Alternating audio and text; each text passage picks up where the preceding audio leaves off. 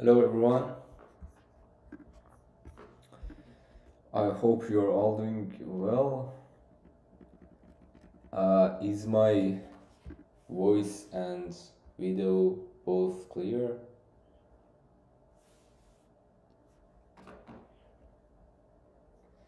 Let me...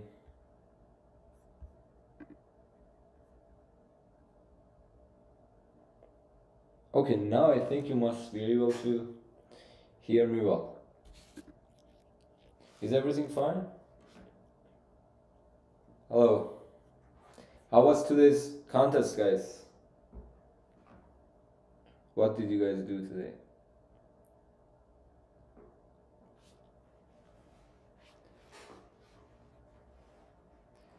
Let me for a second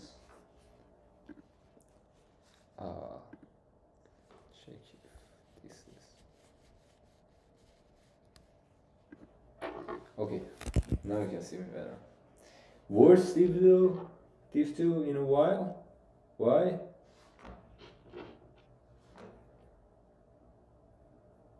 Second TLA. Solved A, C, and D1. Boring problems. Oh, I see. I personally couldn't participate into this contest, but I read the problems and I solved the first ones. And I also read E, the last problems, and I think I also have the solution for E as well. But anyway, we will go over them, and whenever needed, we will also take a look at other people's solution as well. We have to start in around 3 minutes, so I'm waiting for that 3 minutes to end as well, so that we can start talking about the problems. Couldn't solve a single one. Oh, that's okay. That's completely okay. I know the feeling. I think all of us know the feeling. All of us at the beginning had this feeling, but I really congratulate you that you had this courage to start a new field. I think that's what is important the most. That's the most important thing in here. I mean, basically right now I really feel it. I really feel that when I want to enter another field, I see that sometimes people do not have this courage to start a new field and go into it in a field that they haven't worked yet in, and because they don't have the courage to enter a field that they are not very good in it at the moment, because at the start you are not good at everything, so they prefer to stick what they already know, and they never have room for improvement this way. This is really great that you have the courage to start new fields. Really? Was it this bad for you guys? I see that you are not very happy with today's contest, it seems.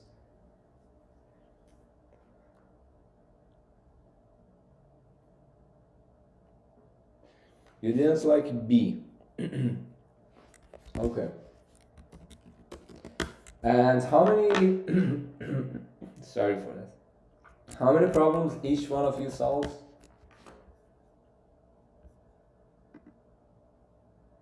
I think my voice might be a little bit low. I increased it. I hope that it is better now. 1, 1, 1, 1, 2, 1. A and C, 1, 2. Has anyone solved, for example, 4 or 5? I want to see that. What is the maximum that you guys got accepted? And guys, what is the time in your country right now? This was the only contest that was in the evening in here in the States. I usually it's always very, very soon. And also tell that what is your country. I mean, what time is it and what is your country? 3 a.m., 3 a.m., 8, 12 p.m. 3 past midnight. So for most of you guys, it's 3 a.m. Oh my god. In India. In India, it's 3 a.m. 8 p.m. in Nigeria. 12:45 midnight Turkey. I see. Motaz in Egypt. Nice. Nice. I see. Well, good for you. It's really it's fun to have a contest in midnight. 2 p.m. Colombia. Nice. Yeah, you guys are also I think for you guys in Colombia it was also the only contest that was in a good time for you. I mean for half of the world I think this was a very bad timing for the contest, but for the other half it was the only contest in a good time. 10:45 Tunisia. I see. 4 p.m. in Peru. Nice. Good for you, Alicia. He has an exam tomorrow at 9 and I still gave this contest. And he is also in the post-discussion stream. Great. Nice. Okay, so I think that we can start now. The timing, I mean, it's now 5:45 in here when we have to start the stream. So, are you guys ready? Shall we start talking about the problems?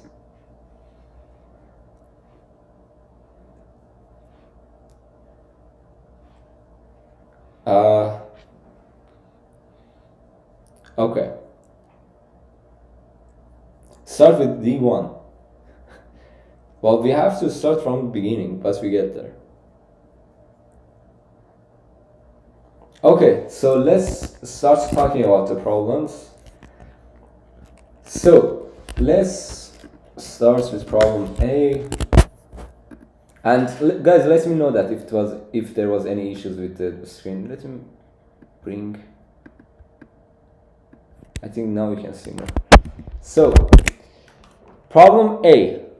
It says that there are N families traveling to Penjamo to witness Mexico's largest ever walking a chicken on a leash marathon. And guys, I think that the timing is because the authors are from Mexico. I mean, they made the timing in a time that works well for them, and that's why in the western part of the world, it is a good timing. But anyway, there are N families traveling to Penjamo to witness Mexico's largest ever walking a chicken on a leash marathon.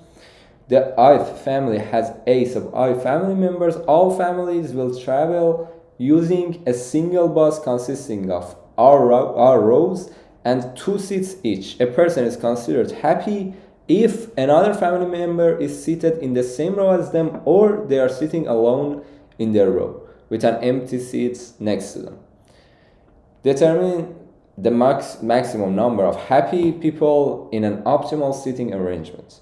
Note that everyone must be seated in the bus. It is guaranteed that all family members will fit on the bus. Formally, it is guaranteed that the sigma of all a sub i's is less than or equal to 2r. Okay, so basically we have this bus and we have this bus, and each row only has 2 seats, and each person will be happy if a family member sits next to them or it is empty. It's an empty seat next to them. First of all, it's good to keep that how many empty seats do we have. So we keep a variable as vacant.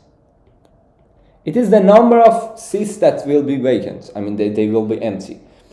It is equal to 2r, because we have 2r seats in total, minus the seats that will be taken by the people, minus I from 1 to n a sub I. So we have these many vacant seats, these many empty seats. It is good to keep that, because whenever we want to make a person happy, we can give one of these vacant seats to them. So you say that, okay, you sit here, and the next to you, I'll have a vacant seat. I keep it empty. So we have to know that how many vacant seats do we have to give to people. I mean, so that we can tell them, okay, the seat next to you can be vacant.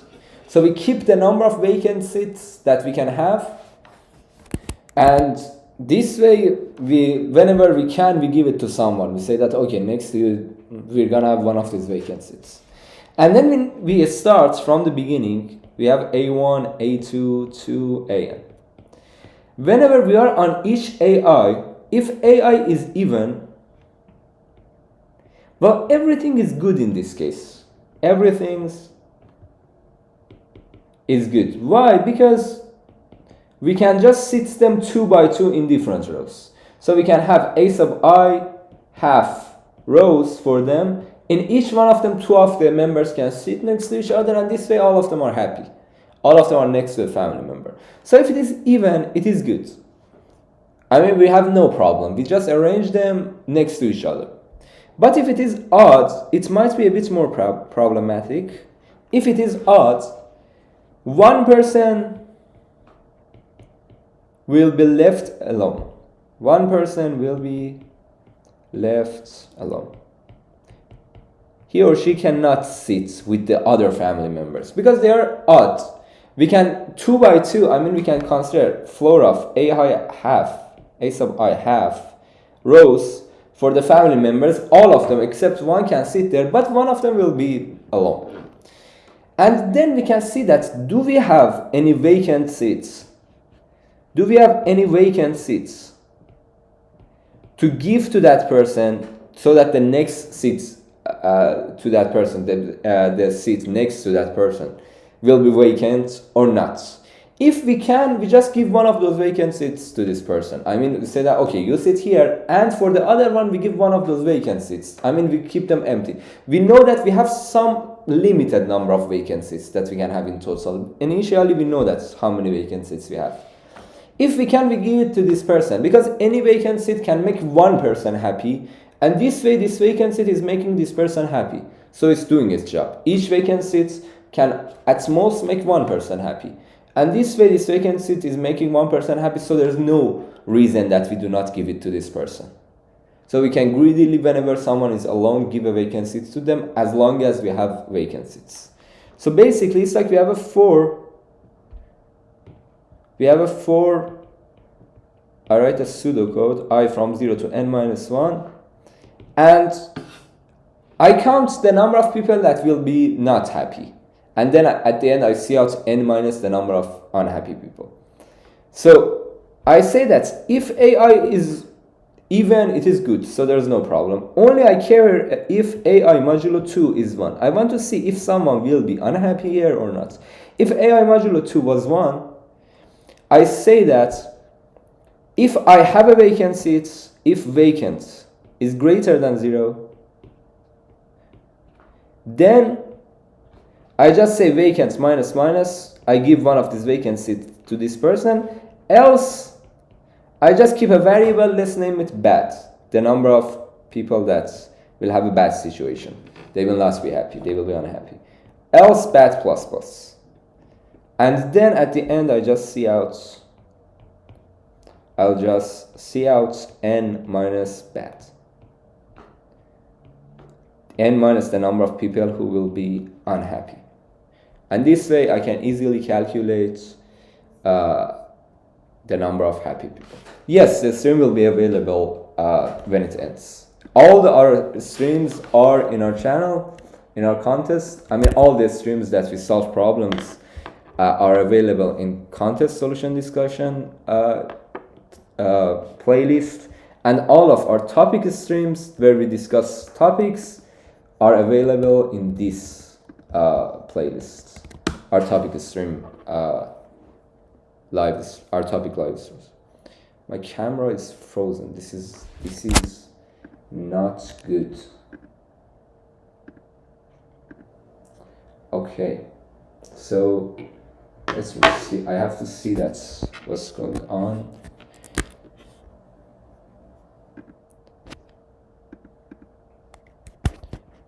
It sometimes happens, some of these technical issues.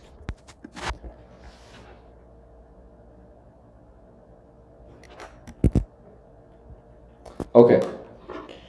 I'm sorry. Yes, that was a very good question. It's not some. Okay. It is not frozen anymore. Good. It is sum minus n. I'm sorry about it. It's not n minus. It is sum minus bat, not n minus bat, because n was the number of families, but not the number of people. It's sum minus bat. I'm sorry about that. You're right. So this is gonna be the answer. Is it clear, guys? If you are completely okay with that, please put a plus in the chat or use this emoji. What is vacant here? Vacant is the number of empty seats that we have. The number of empty seats that we have. Initially, we just set vacant. It's a variable. Initially, we set it equal to 2r minus sigma of all ai's, minus sum of all the ai's. So it is the number of empty seats we have. Whenever we can, we give it to one person. I say that, okay, you have this seat, and we give them an empty seat next to them. I mean, we have limited number of empty seats. So we can just choose some of the people and let them sit next to an empty seat. So basically, I have this vacant variable. Whenever a sub I modulo 2 is equal to 1, I say that if I have any vacant seats, I can give it to this person. I mean, I can then sit next to that person can be empty. And that person will not be unhappy anymore. So if that happens, I say vacant minus minus. I give one of the vacancies for that person. I spend one of them for that person. Otherwise, that person will be unhappy. I have one unhappy person and I cannot do anything about it. So bad, I have bad plus plus. Okay, is it clear now? No. The vacancy will not be updated with if we have even number of people in a family. Because if they are even, they have no harm. I mean, I can split them. They can sit 2 by 2, and this way, they can sit only 2 by 2, and this way all of them will be happy. So there's nothing to be worried about. This seems wrong when the vacancies finish, and you let people share the seat. 2 people will become sad. No, the point is that I'm saying that from each family, at most one person will be sad. Yes, I mean, it's possible that we have 2 families, we have 6 seats in total. I mean, we have 3 rows. And we have 2 families that one of them has 3 members, the other one has 3 members. One of the people from this family will sit with one of the people from this family. I'm sorry. We have 6 seats, 3 rows, and we have 2 families. Each have 3 members. Yes, the point is that one person from this family will sit next to one person from this family. But the point is that I'm counting each of these people in their own families. In this family, I see that they have 3 people. One of them will be mad. One of them will be unhappy. Because I don't have any vacancy to give them as well. And also in this family, one of them will be mad. One of them, I mean, they can sit next to any random person. So the point is that when this has happened, I'm just counting this person. That other person will be counted in their own turn as well. When I get to their families. But the point is that here, the one person from this family that will be unhappy will be counted. And when I come here, the one person from this family that will be unhappy will be counted.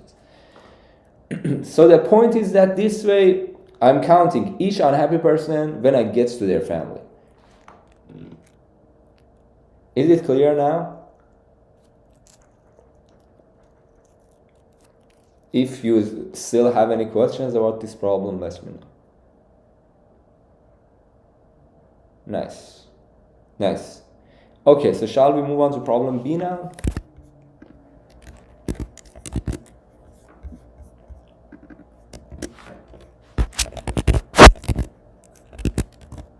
Okay. Yeah. Okay, so let's move on to problem B then. Problem B says that Carol is a salesman in a car dealership. The dealership has n different models of cars. There are a sub I cars of the ith model. Carol is an excellent salesperson and can convince customers to buy up to X cars of Carol's choice, as long as the cars are from different models. Determine the minimum number of customers Carol has to bring in to sell all the cars. The minimum number of customers to bring in to sell all the cars. Well, I think this is a classic problem. We have seen this problem many times. I think I have discussed the solution to such problems in the live streams before this as well. I mean, I think I have discussed it many times. So this is very classic. If I understood it well, let me know if you think there are any issues in it, because I haven't implemented it. But anyway, this is a very well-known problem. When you have several customers, each one of them can buy at most K cars, and they must be from different models. Well, it can be shown that it's always optimal that they will come. I mean, each customer that come can choose the cars, the models with maximum number of cars and buy them. So if, for example, assume that K is 3, and our models, I mean, the number of cars of the models is this. For example, from the first model, we have 2 cars. From the second one, we have 5 cars. From the third one, we have 6 cars, 3 cars, and 4 cars. When the first customer comes, it's the best to choose the 3 cars with the maximum numbers and reduce them. It's always best to try to first maximize the maximum ones compared to the minimum ones. And I will show you why. I will prove it. That's why this happens. But these problems, as I said, that we have 2 constraints. The first constraint, so we have 2 constraints in these problems. And as I say, it is very classic and you need to get familiar with it. So the first constraint is that each customer can buy at most K cars. The second constraint is that they must buy from different models.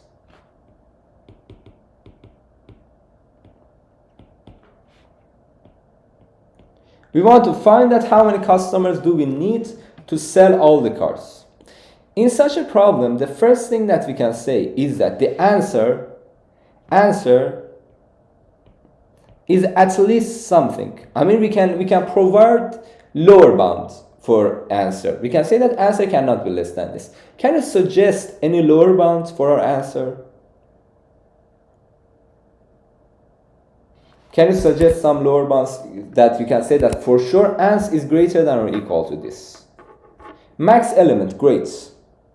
Max element is good, and sum over k, also great. So exactly, these are great suggestions. So we know that the answer needs to be at least equal to the maximum number of cars that a model has, and also it must be at least sum over k. Exactly, this is a very well-known pattern. Exactly. I think even in my previous live streams I have explained it. So basically, I mean, if you've heard that one, you could easily solve this problem, because this is almost the same problem. I mean, it is completely the same problem. So ans is greater than or equal to maximum of all of the AIs. Maximum of all of the AIs. I from 1 to n. And from now on, I will call it as, for example, mx. A variable like mx. And also, ans must be greater than or equal to sum of all AIs over k. And I call it like, I call this sum as sum, so it is sum over k. So basically, the first lower bound is obvious, because each time you can just decrease, from each model you can decrease at most 1 in each term. So if from a model you have 5 cars, you need at least 5 different customers to buy them. So if you consider maximum AI, whatever it is, for example, it's 152, you need at least 152 customers to buy all of those cars. So the point is that if you consider the maximum elements, you need at least that many elements, because that's a model that we have these many cars from that model. And each customer can buy at most 1 of them. So we need at least that many customers to sell all of them. At the same time, each customer can buy at most k cars.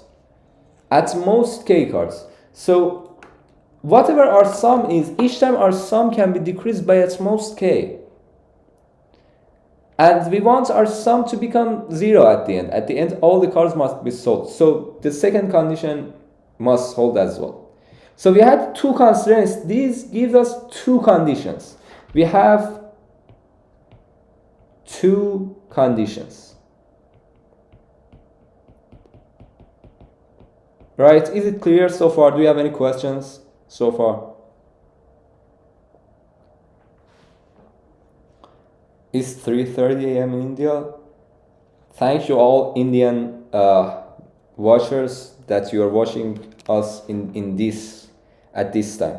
And everyone else, let me know if everyone else from any other country is watching it in an extraordinary time. 6 a.m. in Hong Kong. Wow. Thank you. I must really thank you for this. It makes me feel so good that you chose to watch this solution discussion even at that time. Bangladesh 4 a.m. Yes, thank you very much. So, is both of the conditions clear?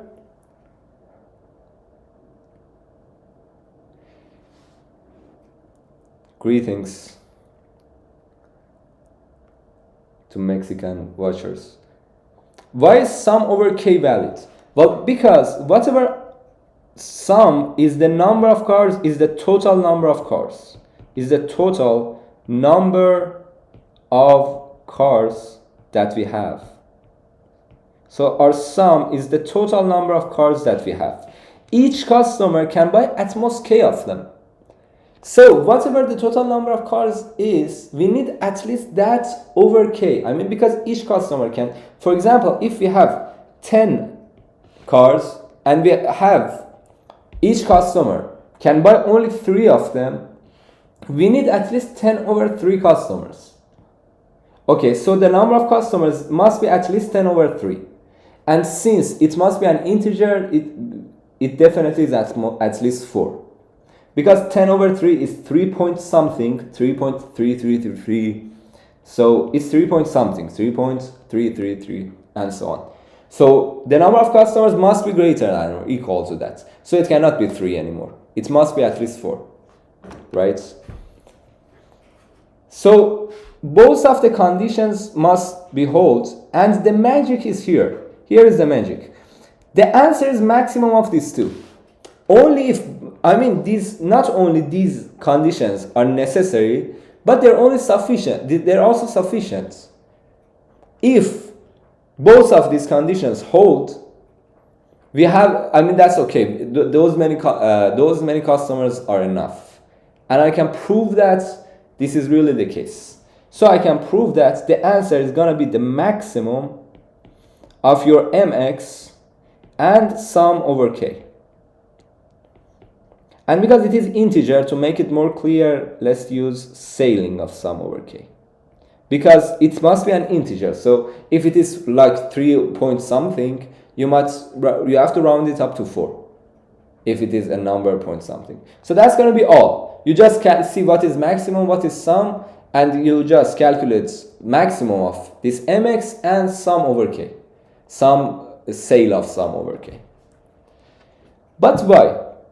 I want to show that, let's name this variable as val. This value is val. So I want to show that each time this value can be increased by 1. By each time, I mean by having each customer. Each customer can decrease this number by 1. This number will be decreased by 1. So we know that we need at least this much, but I want to show that even this much is enough. I give you an algorithm, I show you a way that if in this way you sell the cars to the customers, this much will be enough. And I'll show you that if you sell this way to the customer, this value will be reduced by 1 each time.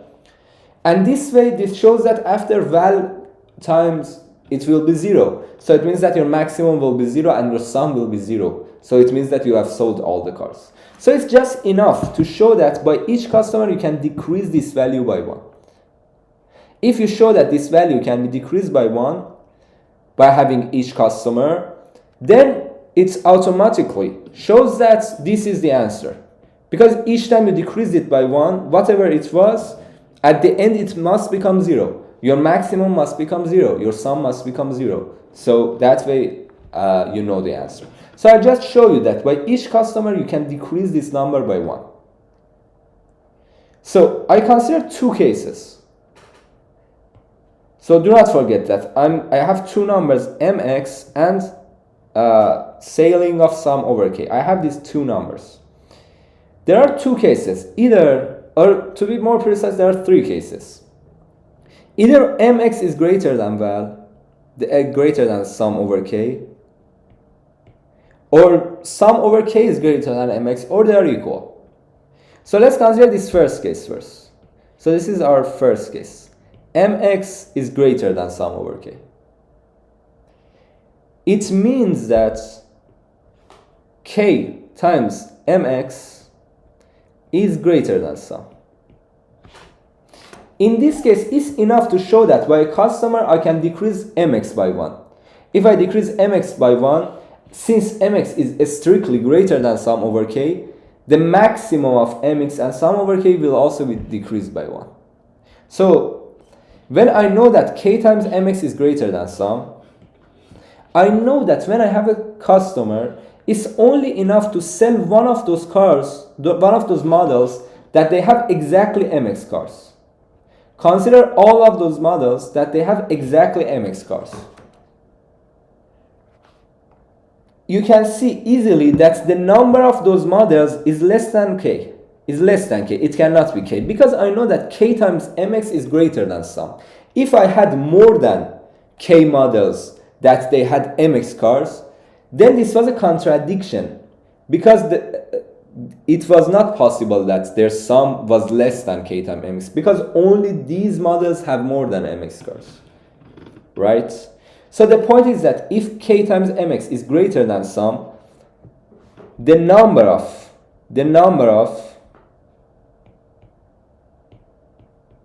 models with mx cars is not a lot, is at most k, it's even less than k. Because if I had k models with mx cars, the sum, only these models have k times mx cars, so sum must be at least this much. But I know that this is not the case. Sum is less than k times mx. So the number of models with mx cars is less than k. Do you guys agree with this so far? So in the first case, if you agree with this, please put a plus or use this emoji. I just want to go step by step to make sure you're completely okay with everything. So I'm saying that if your value of mx is in a way that k times mx is greater than sum, the number of models with that many cars will be less than k. Okay, is it clear? Okay, I'll show you an example as well. But let me first tell you about the logic. mx is the maximum number of, each model has some cars. mx is defined as maximum of all of the AIs. So mx, as we defined, is defined here. I defined it here. mx is equal to maximum of all AIs. So mx is equal to maximum of I from 1 to n, all the AIs. Maximum of all of them. And sum is sum of all of them. Is I from 1 to n AI. So mx is maximum of all AIs. Sum is the sum of all AIs. Oh, I'm sorry about it. I forgot to show you the tablets. mx, it is defined here. mx is equal to maximum of all AIs. Sum is equal to the sum of them. So mx is maximum, sum is the sum. I want to show you that if you consider the maximum of these two numbers, maximum of mx and sum over k. I want to show that by each customer, maximum of mx and sum over k will be decreased by 1. So each customer when comes will decrease this value by 1. I want to show you this. So let's consider the first example. Maybe it's good if we talk about the first example. So in the first example, our n is 3, our k is 2, and the number of cars of the first model is 3, 1, and 2. The next one. So what is mx here? What is the value of mx here? Let's use another color. What is the value of mx?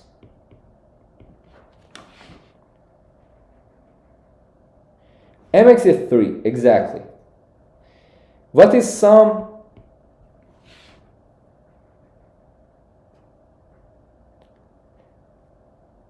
Sum is equal to 6, exactly. So what is maximum of mx and sum over k? What is this value?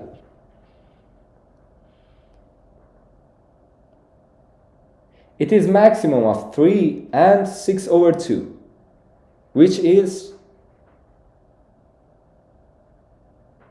3. Exactly, it is 3.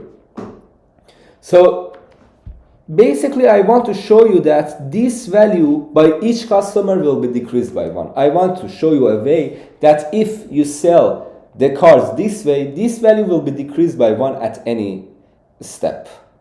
Okay. So, and you can see that if I show you that, then I've showed that the answer is really this, and the answer is going to be 3. Because initially it's 3, after the first customer it will be 2, after the second customer it will be 1, after the third customer it will be 0. And we want it to become 0. Because when it is 0, it means that all the cars are sold. And if you look at it, really the answer is really 3. And consider the second example. In the second example, mx is 9. The sum is 2 plus 9 plus 1 plus 2 plus 2, which is 16. And 16 over 3, the sale of it is 6. So we have maximum of 9 and 6, which is 9. So that's all I want to prove, that this is an important number. This value, this number is really important, maximum of mx and sum over k. And I want to show that each customer can decrease it by 1. And I want it to become 0. So whatever it is initially, I need those many steps to make this number 0. This is the main number that I care about. This is the main value that I will care about, and I show that each time it will be decreased by 1. And why it will be decreased by 1? Consider the first customer comes. I sell this car to it, so I will have 2 left from it, and this car. So I have 1 from it. So you can see that the next time my mx will be 2 and my sum will be 4, and maximum of mx and sum over k will be 2 this time. So you can say that after the first customer came, I could decrease this. I could decrease it by 1. It was 3, now it is 2. Then when the next customer comes, I sell this one and this one. Then my mx will be 1 and my sum will be 2.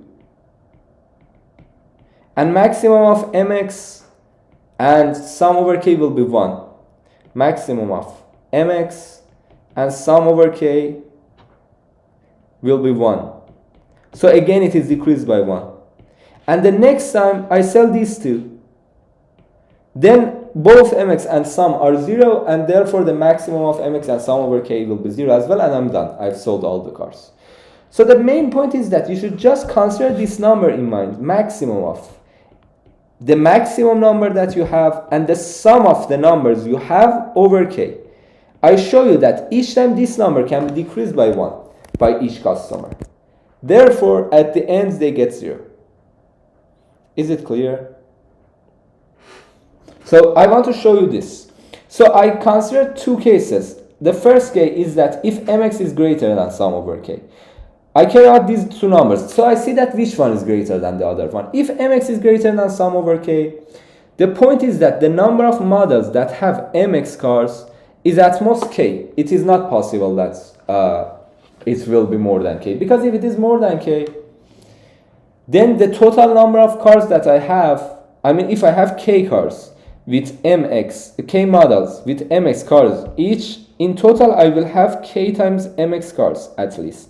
So my sum will be at least k times mx. In this case, my sum will be k times mx. But this is not really possible because in this case, I know that sum is less than k times mx. So, I mean, if I consider the number of models with mx cars, it's not possible that the number of those models is at least k. It is definitely less than k. So, I can sell one of each to the customer.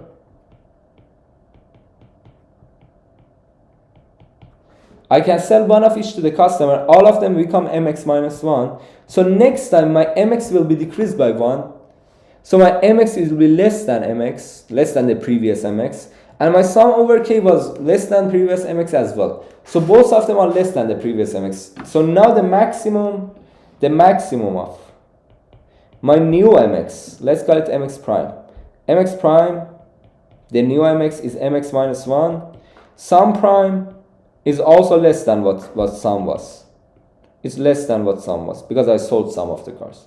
Maximum of mx prime and sum prime over k will be maximum of mx minus 1 because mx prime is mx minus 1.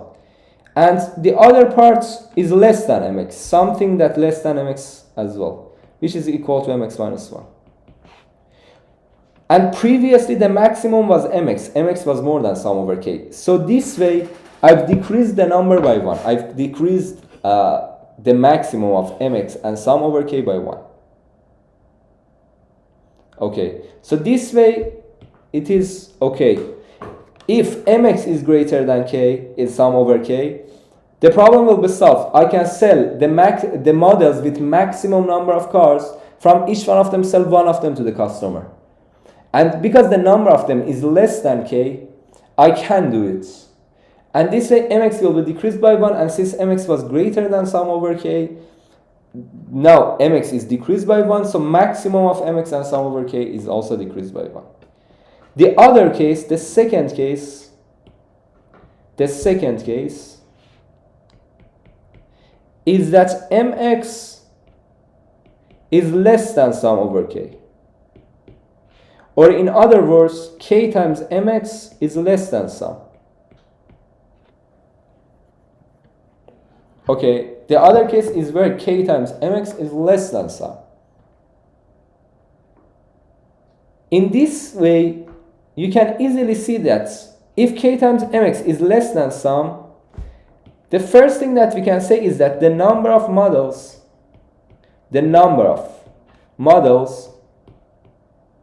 is definitely greater than or equal to k.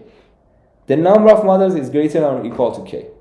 Because if they were at most k, because I prove this by the way of contradiction.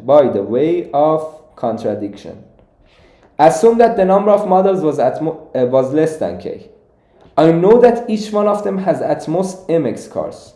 Then my sum needs to be at most k times mx. But I know that my sum is greater than k times mx. So if I had less than k models, then each one of them has at most mx cars, and in total the number of cars will be at most k times mx. I go through all of it and then I explain the parts again. So I just first want to make sure that you understood it, and then the majority understands, and then I will go over it once again to make sure all of you understood.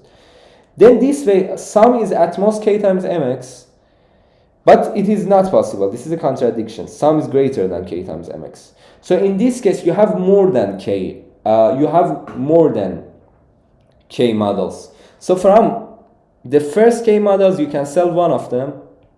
And in this way, you can decrease sum by k. Sum can be decreased by k in this case. And in the third case, assume that mx is equal to sum over k. In this case, you have to decrease both mx and sum. You have to both decrease mx by 1 and sum by k. And again, I show that you can do both. Why? Because again, I know that the number of models with mx cars is at most k. And if I choose the maximum, the models with the maximum number of cars and decrease each one of them, if I sort all the models by the number of cars they have and choose the first k of them and decrease them by 1, choose the first k of them and decrease them by 1, I know that all of them have mx all of the models with mx cars will be in here, so maximum will be decreased by 1 because I cannot have more than k models with mx cars.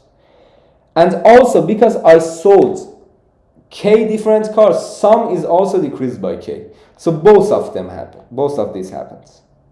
So this was the brief explanation of all the parts for some of you if understood it, and then I'll go over it once again to make sure that all of you understood. So how many of you understood it so far? I know that it was a bit complicated. I will go over it once again. I just want to see that how many of you have understood it so far. If you understood it, please put a plus or use this emoji. If you didn't, also put a minus or ask your questions if you have any questions. Thank you very much. So did you understand it? And guys, you can always watch the video as well. You can watch any part of the video again as well. But I will go over it once again. But I'm saying it in general, you can watch it again. Yes, sure, I will explain the intuition again. But why is the first setting the cars with quantitative mx always optimal in both cases? I'll talk about that as well.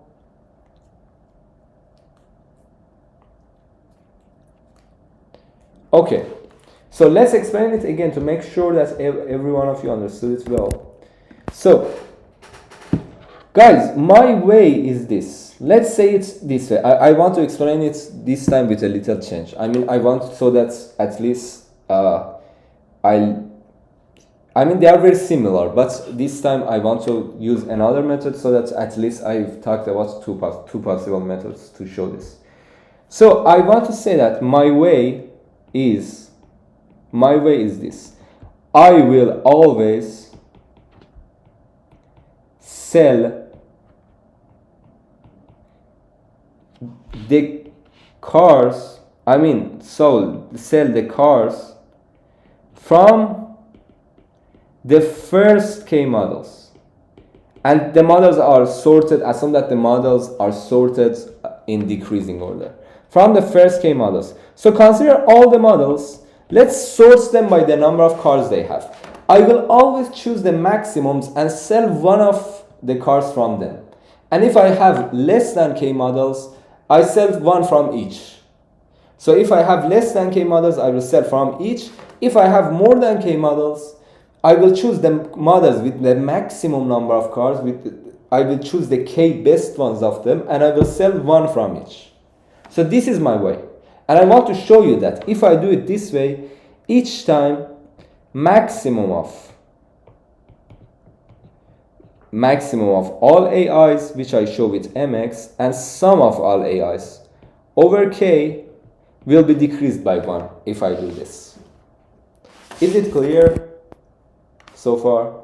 So I want to show you that if my way is like this, I will always sell the cars from the first k models, from the models with maximum cars, and if there are less than k models, I will sell one from each. This way I want to show you that the maximum of mx and sum over k will be decreased by 1 each time. Is it clear so far? If you are okay with that, please again put a plus or use the emoji. So this is what I want to show. How do I show it? I say that, okay, there are 3 cases. I'm considering the maximum of 2 numbers. Either the first one is greater than the second one, or the second one is greater than the first one, or they're equal. or they are equal. If the first one is greater than the other one, it's enough if I show that I can decrease mx by 1. If I decrease mx by 1, then this number will be decreased by 1 as well, because mx was greater than the other one, so mx was the maximum. So I'm decreasing mx by 1. This way, when I decrease mx by 1, I'm sure that the maximum of these two is decreased by 1 as well, because this one was the maximum really. When you know one of them is maximum and it's strictly greater than the other one, if you only decrease that one by 1, the total maximum will be decreased by 1 as well. In the second case, it's enough if I show that I will decrease sum by k. And in the third case, I show that both mx will be decreased by 1 and also sum will be decreased by k. Both of these will happen in the third case. So in the first case, I said that let's talk about the proof in here. In the first case, I show that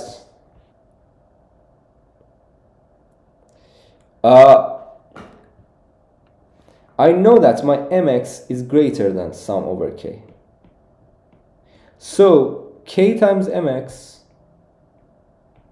is greater than sum. Therefore, if you consider the first k cars, the first k models, all the models with mx cars must be inside here. It's not possible that there is another car model with mx cars after that. I mean the car after the first k models, the model after the first k models does have less than mx cars. Why? Because if this one also has mx cars, then it means that we have at least k plus 1 models with mx cars. So sum must be at least k plus 1 times mx in that case, which is a contradiction. It's not the case, because you know that sum is less than k times mx, so it cannot be greater than that. So the point is that in this case, the number of models, the number of those maximum models, by maximum models is that the number of models that's their number of their cars is equal to mx. The number of those maximum models is at most k. It's not greater than k, because if it is greater than k, sum must be at least the number of them times the number of cars that each one of them has. So it must be k plus 1 times mx, which is a lot. So that's not the case. That's not possible. So sum cannot be greater than or equal to k plus 1 mx. So we have at most k models with mx cars. We have at most k models with mx cars. So if I sell one of the cars from the first k models, mx will be decreased by 1, because all of the models with mx cars will be in them. So mx will really be decreased by 1 in this case.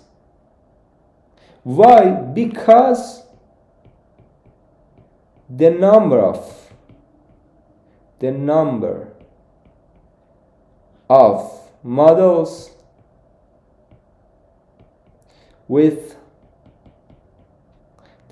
models with mx cars is less than or equal to k, is even less than k. So all of the models with mx cars, one of their cars will be stored. So maximum will be decreased by 1 in this case. Okay, so in this case, maximum will be decreased by 1. So in this case, maximum of these two will also decrease by 1 as well. In the second case, if you consider the second case, where sum over k is greater than mx, in this case, sum over k is greater than mx. So k times mx is less than sum. What we can say in this case is that the total number of models,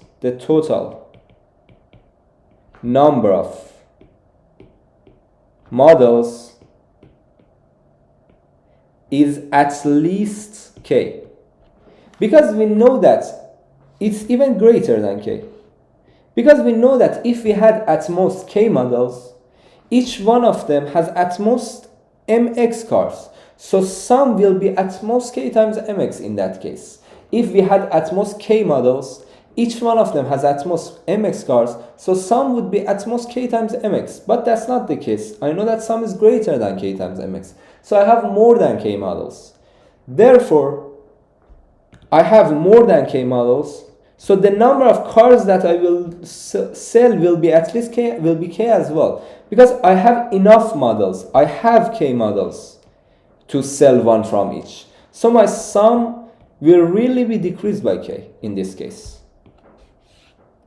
Okay, in this case my sum will really be decreased by k. And the third case, in the third case, so I talked about the proof of the first two cases. In the third case, I say that they are equal. So mx is really equal to, in this case, I say that my mx is really equal to sum over k. I want to show you that both mx will be decreased by k and sum will be mx will be decreased by 1 and sum will be decreased by k. Why? Because again I can show that I will have at least k models, so I will sell one from each one of them. Therefore the sum will really be decreased by k. And also my maximums, I cannot have k plus 1 maximums. Otherwise sum would be greater than k times max. Therefore that's not also the case, and all of our maximums I sell at least one from them. Therefore mx will be decreased by 1 as well. So both of these will be happen. So both will be decreased by 1. I mean both of the parts of the maximum. So really the maximum of these two numbers will be decreased by 1. So each time this will be decreased by 1. And therefore since this will be decreased by 1 each time and we want it to become 0, whatever it is at the beginning is our answer. And that's going to be all about the solution of problem B. Is it clear? Does it make sense now? Can you make a video on ICPC preparation? Yeah, sure. Well, I will put a poll in my Telegram channel to ask you that what do you want to be what do you want me to make a video of, and I can make a video from that. So you can join on my Telegram channel. I sent it in the chats. You can join that Telegram channel and I will put a vote there that what topic do you want me to talk about, to make a video of, and I will make a video of that for you guys. I will put a vote in there very soon. Sure, no problem.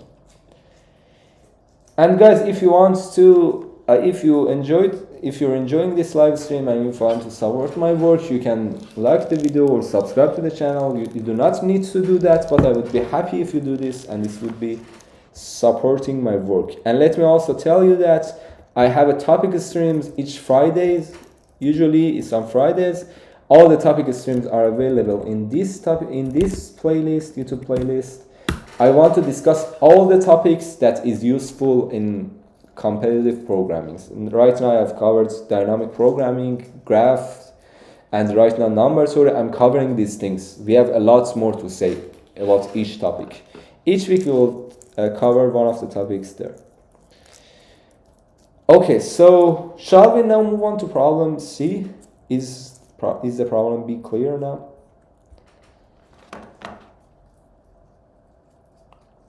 Well, this is a very well-known problem. This is very well known. I mean, when you have things that you have several sets, each time you can decrease each time by at most 1, and you can decrease at most k of them. This is a very well-known problem that in here, your answer is going to be your sum over k or your maximum, whatever is highest. So it is a very well-known problem. And I think I have also discussed it once before in our live streams. But you see that we encounter this again in another problem.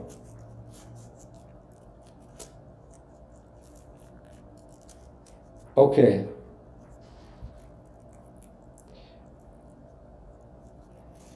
So let's move on to the problem C now. Let me bring this. So, problem C, gerrymandering. It says that you have two people that are running candidacy for the presidency of Tepito, a rectangular grid of 2 rows and n columns, where each cell represents a house. It is guaranteed that n is a multiple of 3. Under the voting system of Tepito, the grid will be split into districts, which consist of any 3 houses that are connected. Each house will belong to exactly 1 district. Each district will cast a single vote. The district will vote for Alvaro or Jose, respectively, if at least 2 houses in that district select them. Therefore, a total of 2n third votes will be cast. As Alvaro is the current president, he knows exactly which candidate each house will select. If Alvaro divides the houses into districts optimally, determine the maximum number of votes he can get. So basically, he wants to split these cells into connected components of size 3, and 2 cells are connected if there is a pass from each one to other one, by only going up, down, left, and right through the sets that you have in the set. So you want to just have some combination of these cells such that Alvaro has the maximum votes as possible. You want to find a division for them. You want to somehow divide these houses into districts such that Alvaro will have the maximum votes. Well, there are some things that we can say in here. Well, we have 2 by n grids. The size of our grid is 2 by n, right? So let's talk about the last column.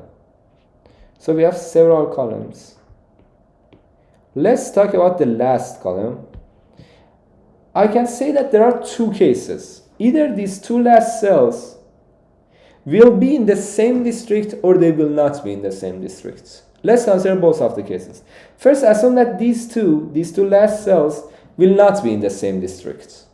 Assume that these 2 last cells in the first row and the second row will not be in the same district. Then definitely this one must be in the same district with this one, and these 2 cannot be in the same district with this one anymore, because otherwise this one will be left alone. So their third cell is going to be this one. And also about these ones in here. So if these last, if the cells in the last column are not in the same district, definitely you will have 2 districts like this. The first district will be like this. The second district will be like, will be like this. And then you can solve the problem here recursively, right? So this is the first case. If these last two cells will not be in the same way. But if they are in the same district, assume that these 2 are in the same district. If they are in the same district, then one of the cells here will also be in the same district.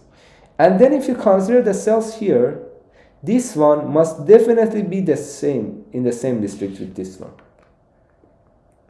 And then for the third cell, it can be either this or this.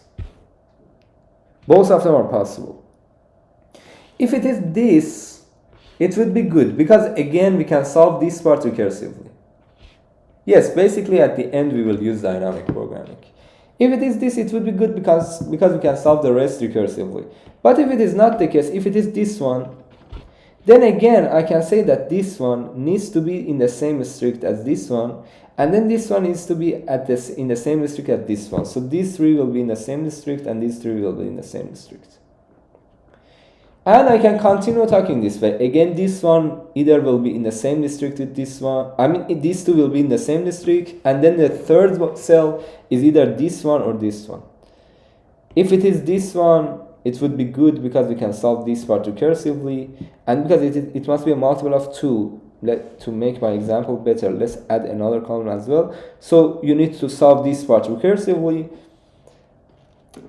and that would be good. Otherwise, again, if that's not the case, it means that this will be also in the same district, and again we can continue this logic.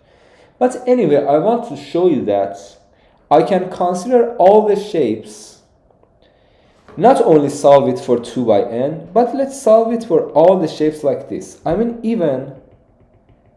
even consider a shape, let me draw it again. Even consider a shape like this.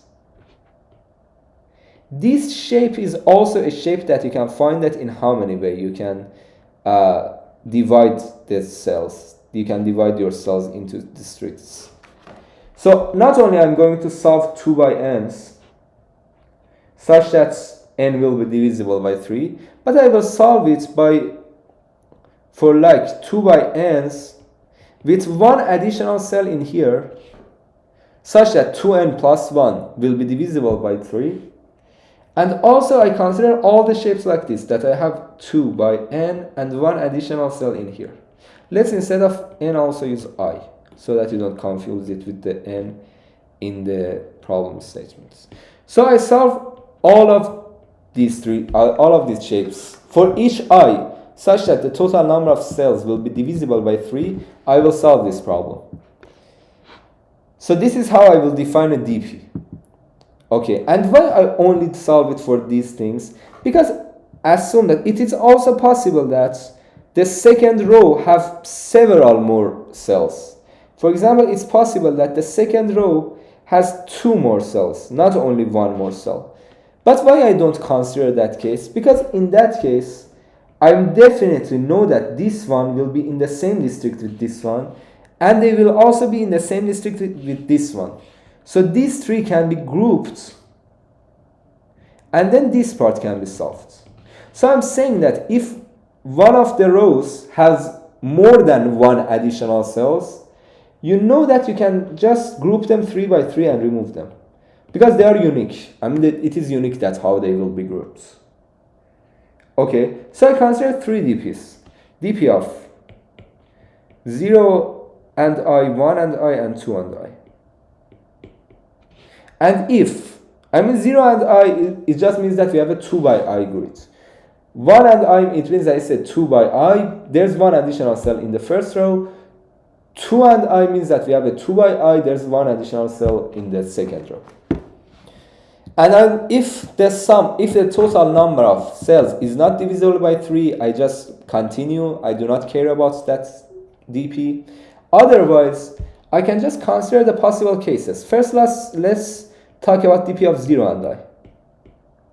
From DP of 0 and I, what can we do? As I said, there are several solutions. One solution is that if we match these two, they will either be matched with this one or this one. We can consider both of the cases. If they are matched with this one, then I should use DP of I minus 2 and 1. 1 and I minus 2. It will be DP of I minus 2 and 1, this way. And maybe I will add 1 to it if Alvaro wins the vote among these 3 people. If they will be matched like this, it will be DP of I minus 2 and 2. 2 and I minus 2. Otherwise, I showed you that if these 2 last ones will not be matched with each other, I will have these 3 like this, and these 3 like this. So these 3 will be matched with each other, and these 3 will be matched with each other. In that case, so I will go to DP of 0 and I minus 3 in that way, and I can add 0 or 1 or 2 to it based on if Alvaro wins these parts. So DP of 0 and I can be calculated easily. Also DP of 1 and I. You have a 2 by I here, and there's an additional cell in here. So I know that this one will be matched with this one. There are 2 cases. Either the other one that will be matched is this one. In this case, I will go to DP of 0 and I minus 1. Or it would be this one. In this case, In this case, I know that this one also will be matched with this one and will be matched with this one. So I can go to dp of I minus 3 and dp of 2 and I minus 3 in this case. I can solve this part recursively and add 1 or 2 or 0 to it based on if Alvaro wins the red part or the green part. And also the same for dp of 2 and I. That's also the same way. Again, I know that these two will be matched with each other, and then this will either be matched with this one, which will be dp of I minus 0 and I minus 1, or will be matched with this one, then these three will be matched as well, then it will go to dp of 2 and I minus 3. So all these three cases can be solved this way. And this way I can easily find the answer defining these dp's. And in total, my time complexity will also be O of n. This way, the problem can be easily solved using dp. The code might be a little bit messy, but it's okay. I mean, it's not a lot. I mean, it can work. So, is it clear?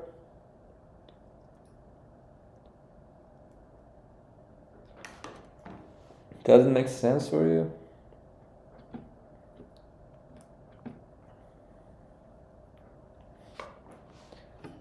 Okay, so now the implementation is very easy. I mean, you just figure that out easily. I mean, you have dp of, for example, 0 and I. You just consider the two cases where the first case is that these two will be matched with each other.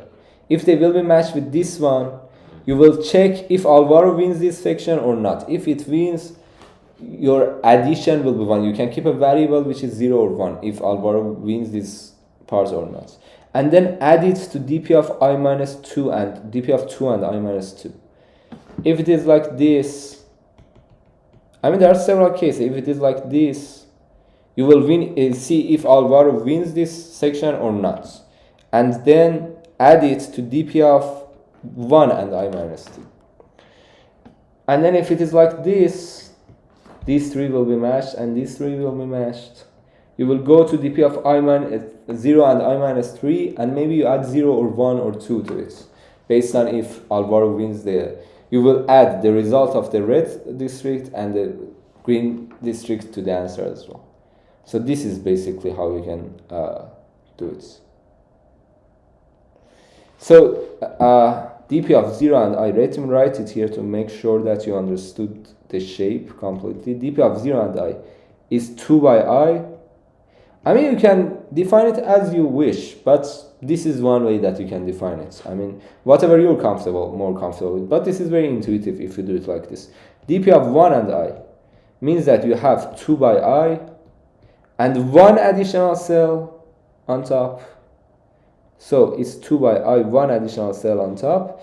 dp of 2 and I, it means that you have 2 by I and one additional cell in the bottom.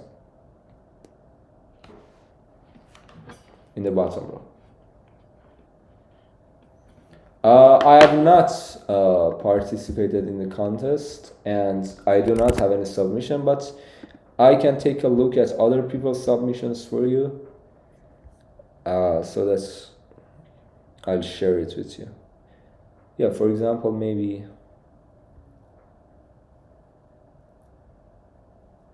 let me see who has the good codes that I can share. Yes, for example, maybe this one is a good one. I'll send it in the chats and I'll show you on my screen. Oh, no.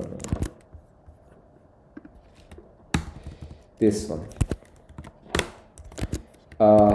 Let me show you on the screen as well. It's loading. I guess CF has some issues right now. I think it was this one, yeah.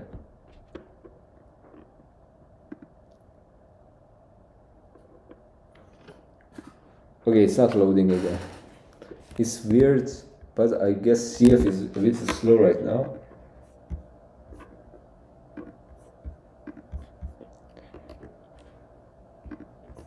I try to maximize the codes and then it's ran. Okay, it is here now. So as you can see, this f is very similar to the dp that we were talking about. As you see, it is he has defined dp of size n by 3, and it is these 3 cases. And then as you see, it might be a bit messy here because you consider several cases and you add all of them. That might be a bit messy, but basically the logic is not hard. So the number of cases might be a bit high, not even a lot. It's not really a lot, but okay, it has some cases to consider. But those cases are very straightforward. You can easily write these cases and then update these DPs accordingly. Okay, does it make sense? Or do you need more explanation for this part? Yeah, sure. Sure. Okay. So let's move on to problem D then. I did not think a lot about problem D. I had limited time and I thought about problem E. But yeah, DP can really help you on this one. It's good to train this new topic on this problem for you. So now let's move on to problem D first. If you want, I can talk about E first.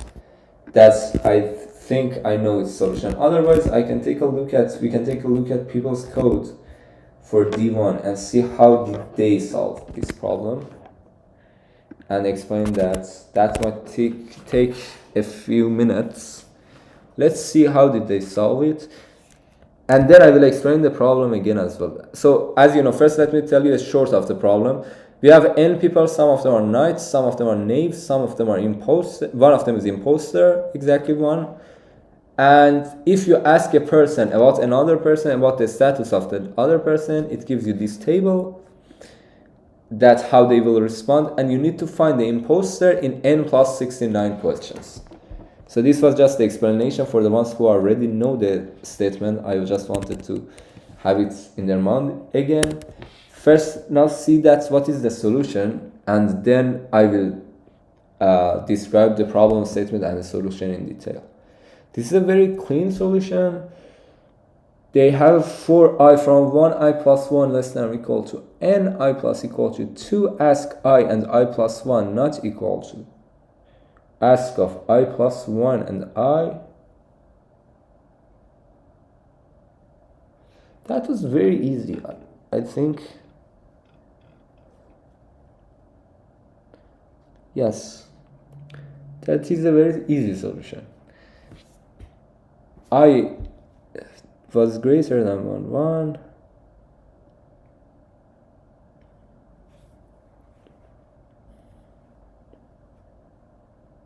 Okay, yes, this is a very easy solution.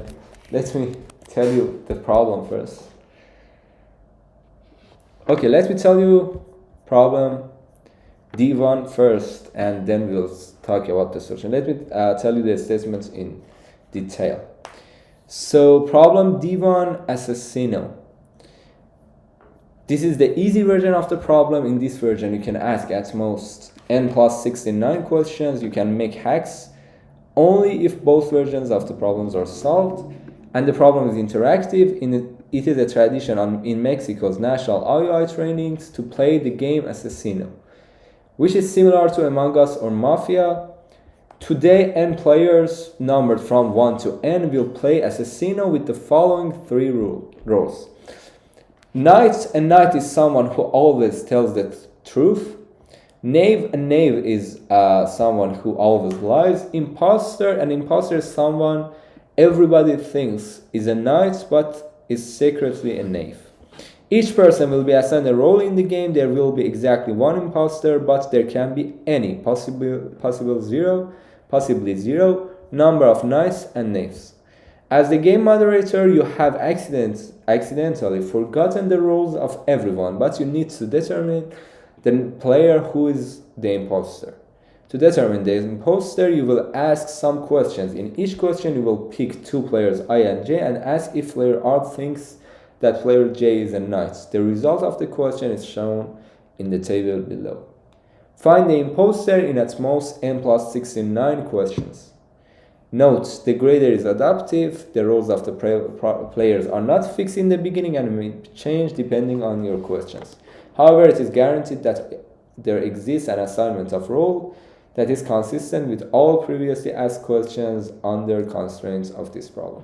So adaptive judge in interactive problem, when it is adaptive, it means that it tries to make it the worst case for your solution. It's in order to make sure that your solution really works in every case. So based on what you ask, it makes it as worst as possible for you. It tries to, it's like it's playing with you. It tries to make the situation for your algorithm harder to make sure that it will work in every possible case. So in this case, it tries to make the situation harder for your algorithm. But it guarantees that at any point of time, the answer is consistent to a possible configuration that we might have. So what is the solution that we can have in this problem? Well, if you look at the table, let's take a look at the table. Well, the point is that if you choose two people and ask about the other person from each one of them. So consider two players of this game, A and B. Let's ask about B from A and about A from B. So from both of them, I will ask about the other one and see if they both gave the same answer or different answers. The point is that when you have two knights, both of them say yes. To both of the questions, they have the same response. Both of them say yes. If both of them are knave, both of them say yes again. Each one of them says that the other person is a knight. If one of them is knight and one of them is knave, both of them say no. Both of them say that the other one is not a knight. But the point is that the only case, the answer of these two people will be different. The only case is that if one of them is an imposter. So only in the case that one of them is an imposter, their answers will be different. So let's pick two people. Let's pick two players, A and B. Let's ask from A about B and ask about A from B and see what is their answers. If their answers are different,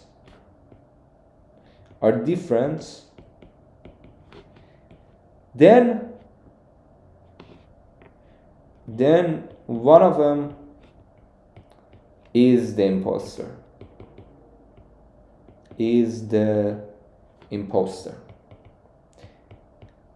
Okay, the answer will differ if and only if one of them is imposter. Because we saw that if they are from the same team, both of them are knights or both of them are knave, they will both say yes. If they are from different teams, one of them knight, one of them knave, they will respond no, both of them.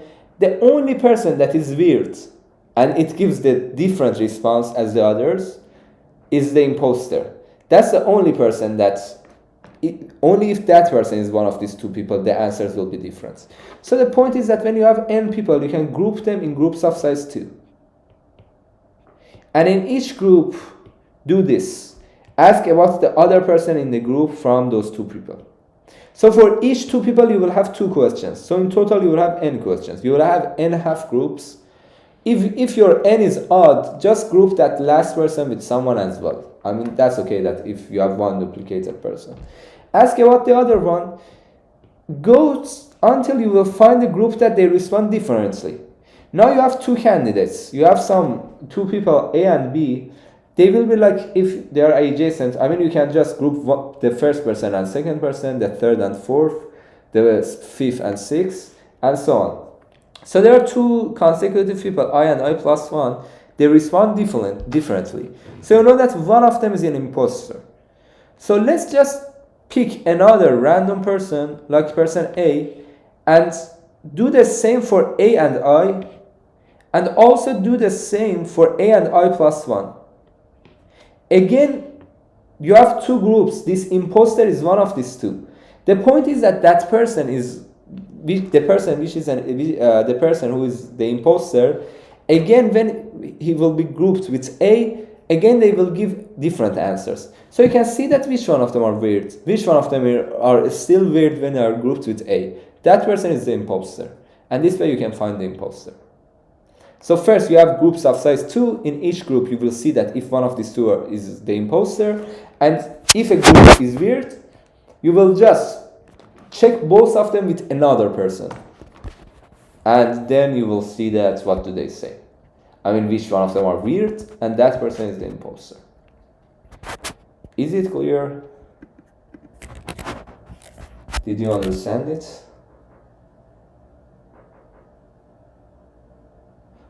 Why play with someone like that? Okay, finally got it. Our code fails for the edge case when 2 times x is greater than. Okay. How to code interactives? In order to code interactive problems, you just need to make sure that you have cout endl. That's enough. Just don't use /n. Just cout endl. And if you have iOS-based sync with the studio files or things like that to make scenes out faster, do not use them, comment them. In interactive problems, make sure you use endl. Endl does have flush, and this way you make sure that you will, before receiving the next query, you will print the answer of the previous one. So you can really play with judge this way. So you need to make sure that you have cout endl in this case. If you have cout endl, that would be enough. You don't even need those flush or anything. Endl by itself has flush. Okay. So if you do this, if you cout endl, then the grader can see your answer before giving you the next thing. The next question or so. So whenever you ask a question, the grader can see it and then respond accordingly. Otherwise, if you do not cout endl, it cannot see it. So for example, if you take a look at this code that I opened just a few minutes ago, you see that there's nothing. The only thing is that we just cout endl at the end.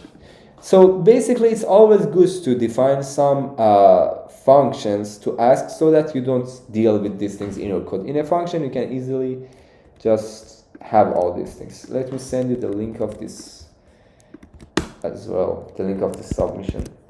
So each time you just have groups of size 2, and then you simply, when you ask them if one of them was bad, you just consider another person, which is, for example, person j. If I is greater than 1, you consider person 1, otherwise you consider person I plus 2. And then you just see that which one of them are weird, and you can find the answer this way. Okay. And for the case where n is odd, in this case, in this solution, you see that he just does not check the last person if n is odd.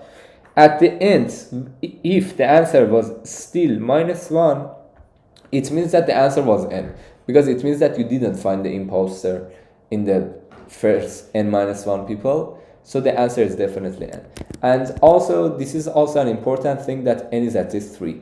So that other person always exists. When you consider I and I plus 1, there always exists another person that you can check these two people with that person.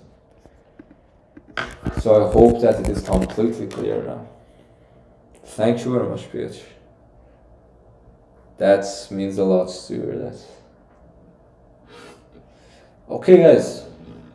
So it is about D1. I think it's good to now move on to problem E1. Because if you guys really want to discuss D2 as well, we can read the codes about that. But I guess it would be more efficient if we move on to E1 now. Let me know if you guys want to discuss D2 first.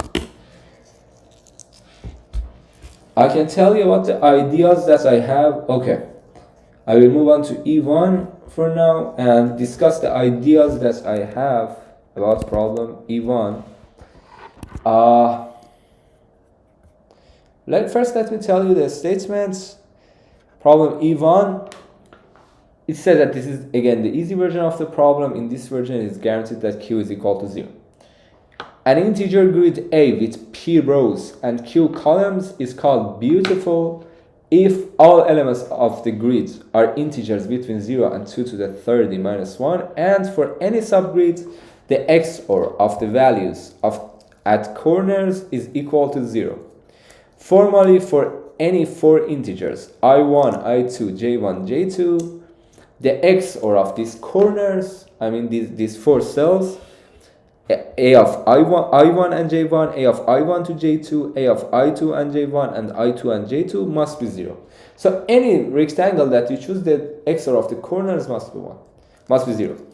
And you know the value of k cells, and you have to say that in how many ways you can fill the other cells such that it will have this condition, it will have this situation that the XOR of the corner of the grids will be 0.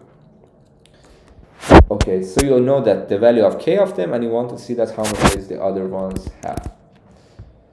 So basically the first thing that I thought about when I faced with this problem, that I think that it will destroy the problem, is this. Instead of taking care of every subgrid that the XOR of their corner is 0, I only take care of the grids of size 2 by 2. If for any grid of size 2 by 2, I'm sure that the XOR of these 4 cells is 0, then the rest of the things will be okay as well. Then for every grid this is true. So if only for 2 by 2s it's true, for everything it will be true. Why? Because let's consider that I have a bigger grid.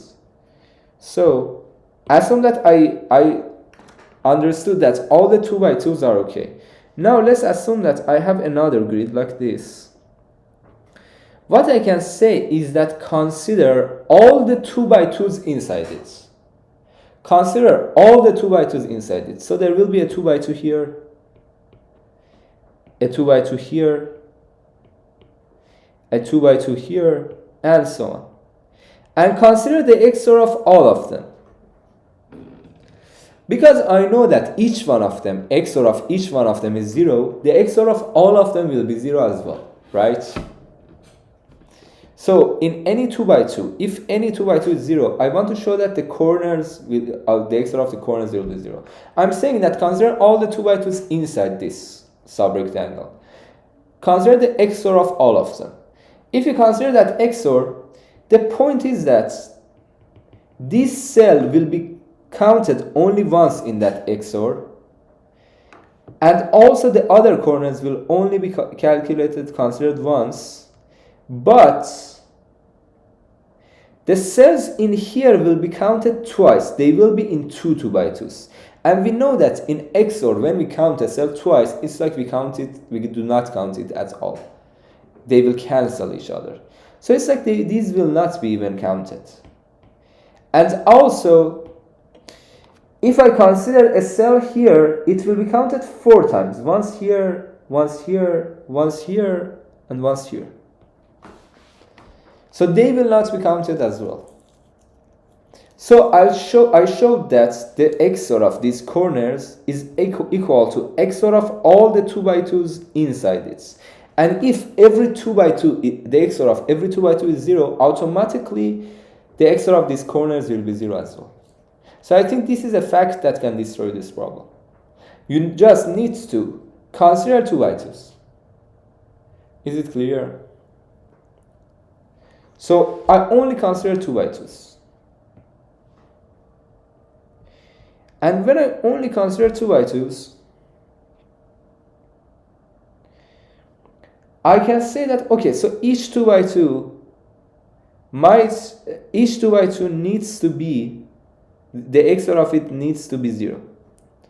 Therefore, if you consider this cell and this cell, consider the XOR of these 2 cells. It must be equal to the XOR of these 2 cells.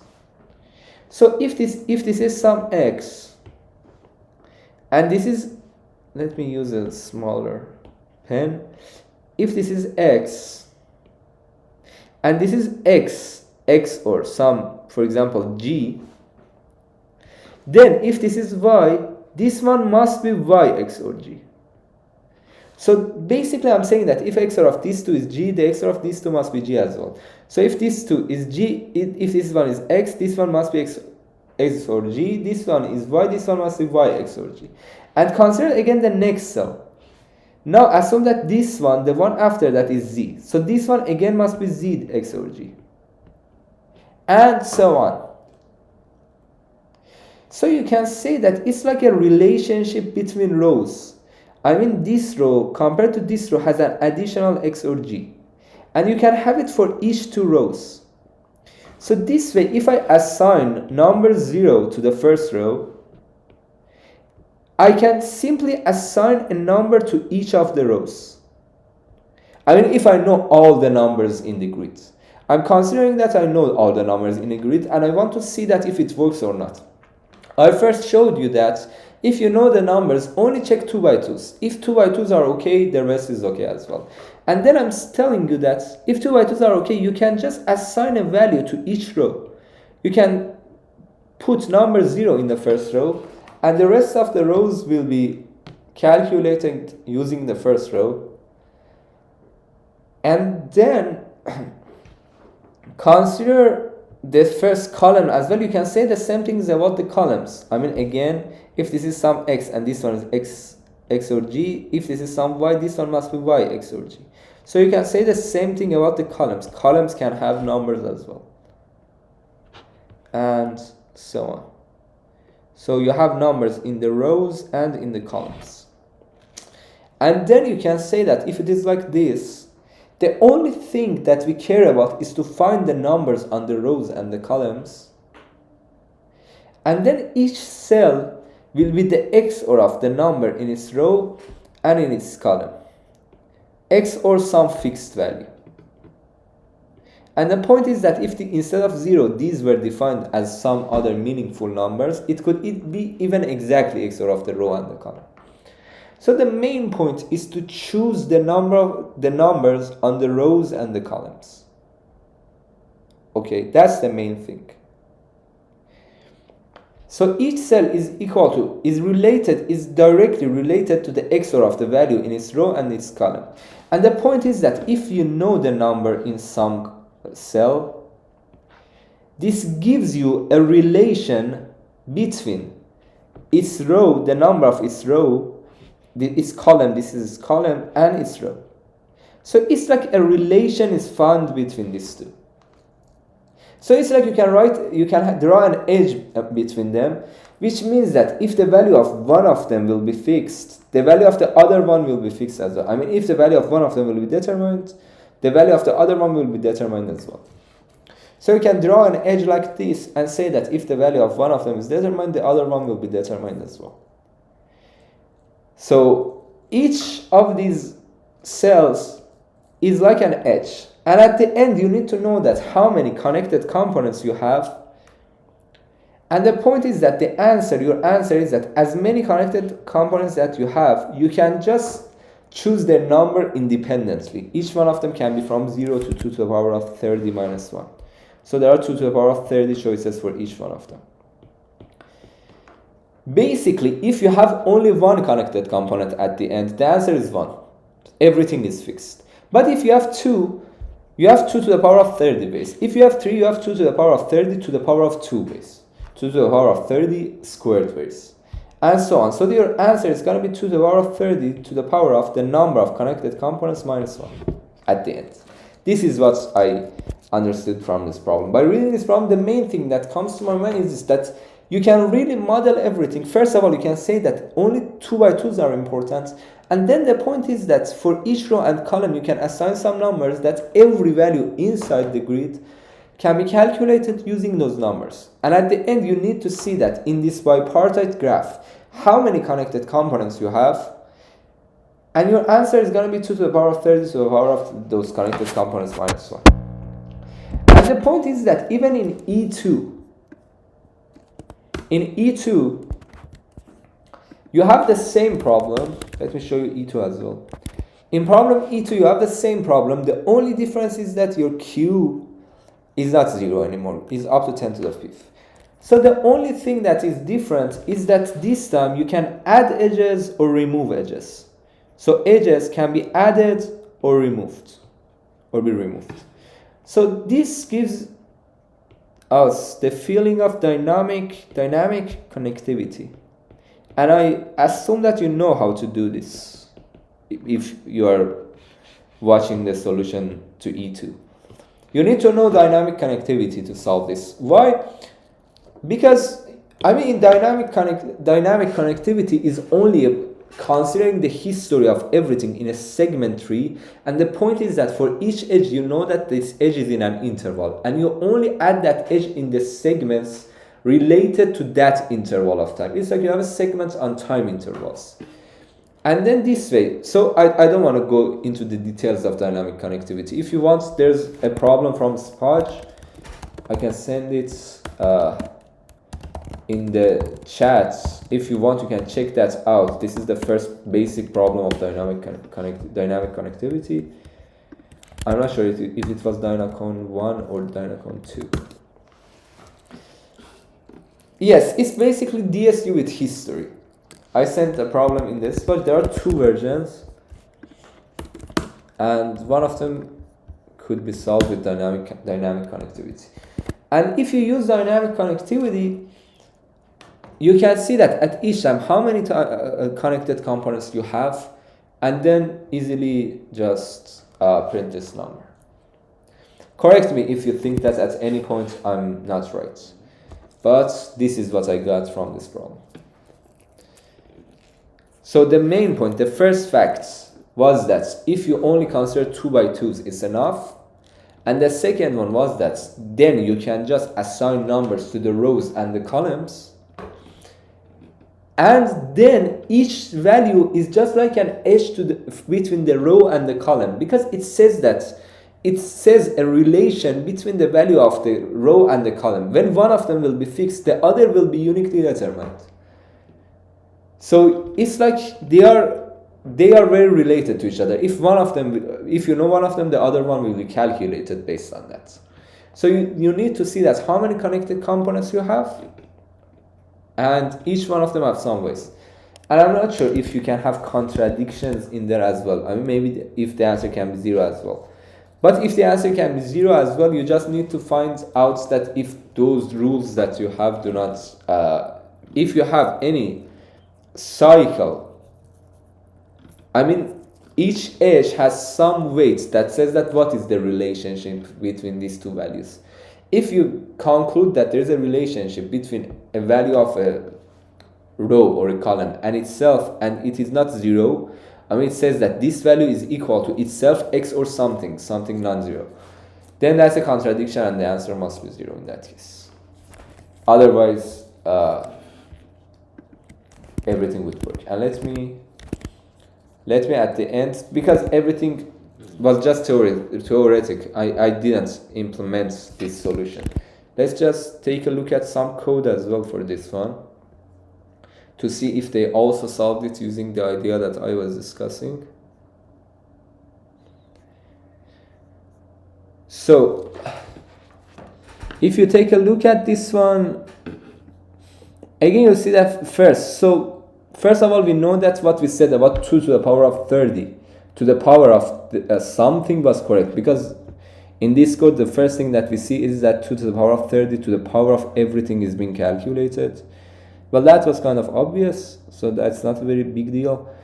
You have n, m, k, and q. C and tx is equal to n plus m.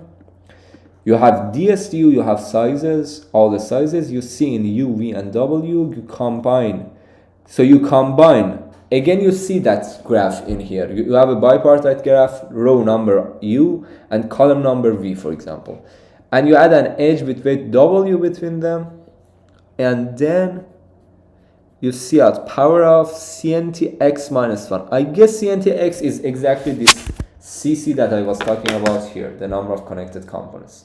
But it seems he has a better way to calculate the number of connected bits compared to dynamic connectivity. So he just as I said, we just calculate 2 to the power 30 to the power of the number of connected components minus 1 if flag is true, if there are no contradictions, otherwise 0. And at the end he just seen all the queries and then combines them and then update. Oh, so you will never erase the numbers.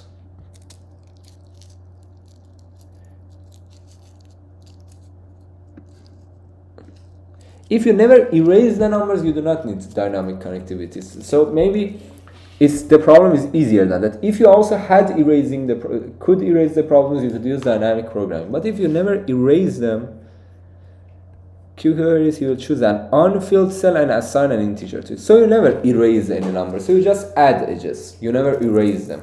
So it's even simpler. You don't even need dynamic connectivity. You do not erase the numbers. You just add them. So you see that you have this DSU, you find the roots of these two.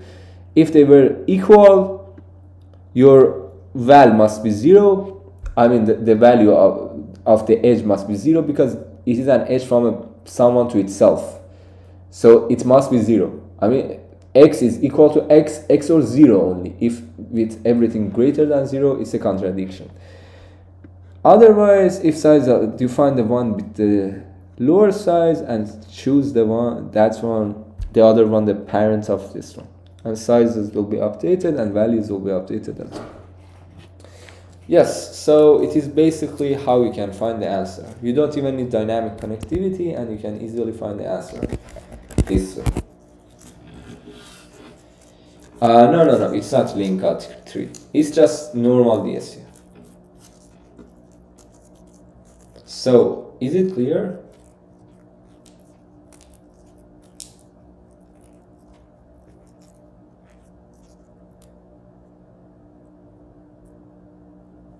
If you're completely okay with the solution, please again put a plus or use the emoji. Otherwise, let me know. If you have any other further questions, you can let me know as well.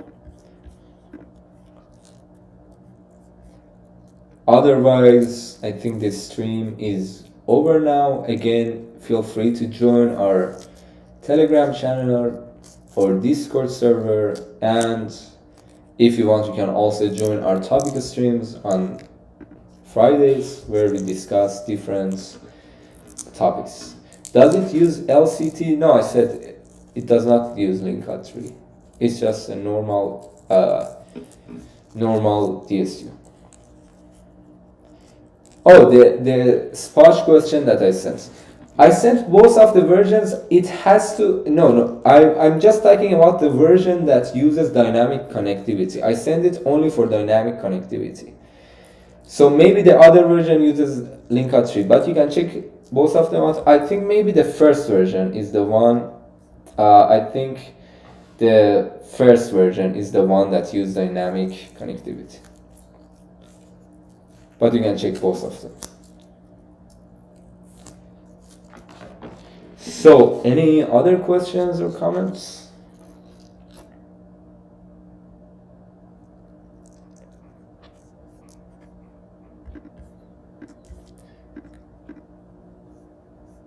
Okay, so if not, I hope I'll see you next time. Thank you again for joining this stream. It means a lot. Hope to see you again next time. Thank you, everyone. Thank you. Bye-bye.